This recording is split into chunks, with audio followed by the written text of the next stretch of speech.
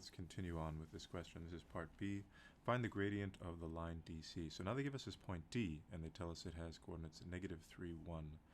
There are a lot of different ways to actually find the gradient. I'll show you a few. First one is to create a triangle. This is most conceptual, I suppose. Second is more procedural. This is just inputting points using our slope formula. And the third one is, I guess, using technology. Looking at the question in 1C, the one right after, it asks us to find the equation of the line DC and then write our answer in standard form, this ax plus by plus d equals 0. That might influence the kind of strategy you use in terms of finding the gradient, or let's just say finding the equation of a line all at once. And we can do that with the calculator if we want to find the equation of a line all at once. Let's look at this, I guess, more conceptually first, and then procedurally, and then, I guess, with technology. Choose a way that is going to be most helpful for you, and then, depending on the question, one way might be more efficient than the other. Okay, so let's get started, and they give us this point D, and they tell us it's negative 3, 1, so x is negative 3, and y is 1. That's about here, I suppose. D, let's label this negative 3, 1. And then we had our other point, this is point C, that was the midpoint of the previous line segment, and that was 1, negative 2. So just generally speaking, let's put it around here. Let's maybe move it just around here, just so it's on those crosshairs. This was point C, and this was 1, negative 2. Remember, we always call slope m, that's our slope. And what does it mean? Well, it's change in y over change in x. In plain, I guess, English, change in y over change in x. So, let's see. What does that actually mean?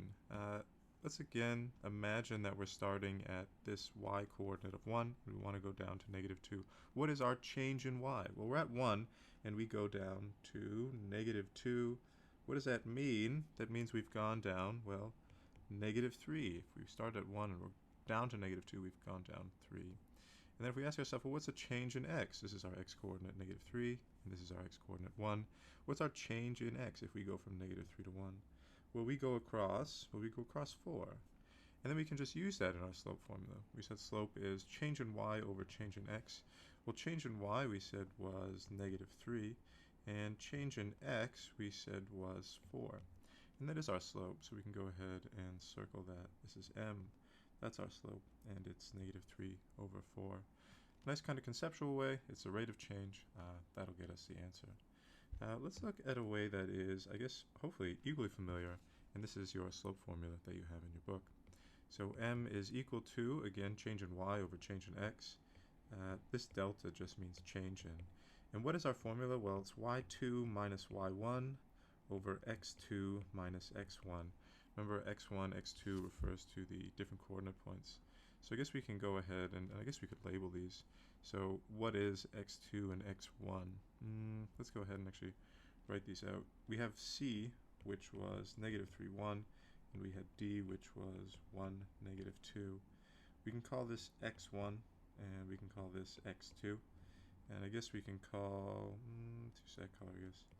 y1 and y2. Labeling them sometimes isn't such a bad idea, to be honest. Just helps keep track of things. So y2 minus y1.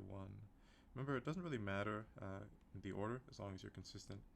y2 minus y1 is going to be 1 over x2 minus x1.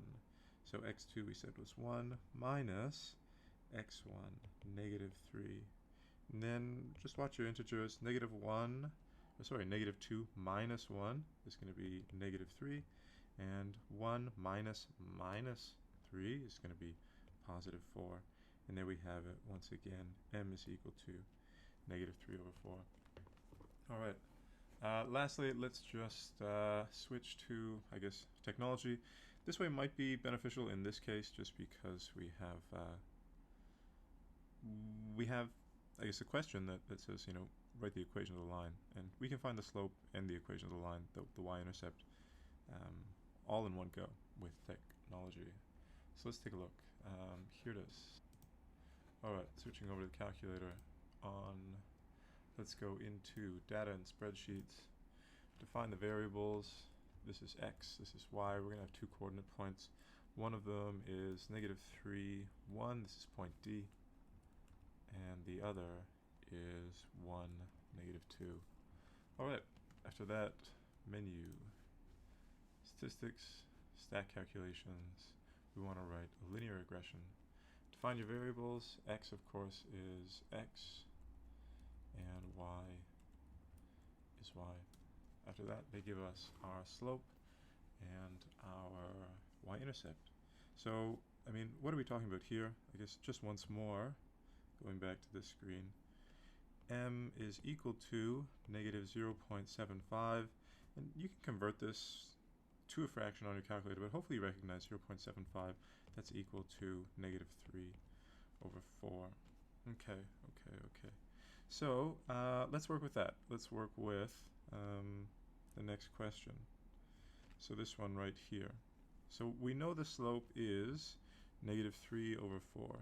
M is equal to negative 3 over 4. Let's just set this up. There we go. M is equal to negative 3 over 4. We know our equation of a line is y equals mx plus b. We know what b is. It's right there on our text screen when we ran linear regression. B was equal to negative 1.25. So what is that? B is equal to negative 1.25. And hopefully you see, okay, well, 0.25, that is 1/4. I have 1 whole plus a quarter. I have, well, 1 plus a quarter, I have 5/4. And then since there's a negative out in front, we have negative 5 over 4. This is a little confusing. You can put it on the calculator and you can find the fraction. You can convert a decimal to a fraction. And that's it. So what do we have? Let's substitute those values. We have y is equal to, m is negative 3 over 4. X is just a variable that kind of remains the same. It's an input. Plus, and then b we said was negative 5 over 4. So negative 5 over 4, let's just write it like this then. Negative 5 over 4. But if you look, they ask us to write it out in this form. So this right here is slope-intercept. Slope-intercept. But they want us to write it out in standard form. Standard form. Standard form is ax plus by plus d is equal to 0. So x is the same, y is the same, and these letters right here, these coefficients really, this a, b, and d, you want those to be whole numbers. So let's look at this equation once again. This y equals negative 3 over 4x minus 5 over 4. So we don't want any fractions. So what can we multiply this by so we can get rid of the fractions? Well, hopefully it comes to mind that if we multiply everything by 4, then we get rid of that 1/4. We have 3/4, 5/4. We don't want fourths, we want whole numbers, so multiply it by 4, and we should get our value back. So, how do we do that? Well, let's go ahead and multiply both sides by 4. This is going to be 4 times y. And then same here, let's multiply this by 4. What's that going to look like in the end? I'm just going to switch to one color. This is going to be 4y equals negative 3 over 4x. And of course we're expanding. Times 4 minus, and then this is going to be 5 over 4 times 4. And of course these are going to cancel out. 1/4 times a 4, and we're going to be left with 4y is equal to negative 3x minus 5. That's it, just minus 5. Okay, and looking back at the standard form up here, ax plus by plus d, we want everything on one side, so let's bring this negative 3 over, this negative 3x, and let's bring this negative 5 over. When we do that, we're still going to have this negative 3x, it's going to become positive 3x. This 4y is, well, still going to remain 4y, and this d, this minus 5 becomes, well, positive 5, and that equals 0. And that is going to be the answer for part B and C.